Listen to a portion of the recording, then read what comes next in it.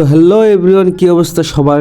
দেখতেই পাচ্ছেন আমরা এখন পিকনিক খাবো, তার জন্য আলু ঘাটি তৈরি করা হচ্ছে। বগুড়ার বিখ্যাত আলু ঘাটি দেখতে পাচ্ছেন আমার মামা গরুর মাংস কিভাবে নাড়াচাড়া করতেছে।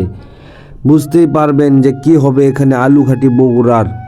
দেখা যাচ্ছে মাংস কষানোর পরে আমার মামা খাচ্ছে, চেক করার জন্য বলতেছে দেখি কীরকম লাগে, গোস্ত সিদ্ধ হয়েছে নাকি। গোস্ত সিদ্ধ হওয়ার পরে বলতেছে সেই স্বাদ। তারপর দেখতেই পাচ্ছেন বরাবরের মতো আলু ঘাটির ভিতরে দিয়ে দিল সেই মাংস, দিয়ে নাড়াচাড়া শুরু করে দিল সেই বগুড়ার বিখ্যাত আলু ঘাটি। নাড়াচাড়া না করলে কিন্তু জমে যাবে, সেটা আপনারা ভালো করেই জানেন। দেখতে পাচ্ছেন আলু ঘাটি বানানোর আগে দেখেন গোস্ত কিভাবে আমরা কষে নিয়েছিলাম, একদম লাল টকটকা।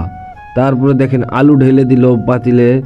আলু ঢালার পরে আস্তে আস্তে এই আলুই মনে করেন পানি দিয়ে ঘাটা শুরু করে দেওয়া হবে।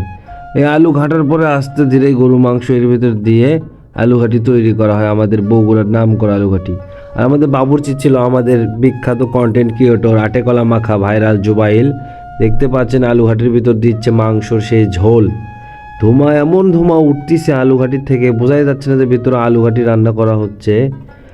অতঃপর রাত 12টা বাজার পরে আমরা খেতে বসলাম সবাই একসাথে। খাওয়া শেষ, খাওয়া বেঁচে গেছে, কি করা লাগবে না আপে বাড়িতে নিয়ে যাচ্ছি আমি।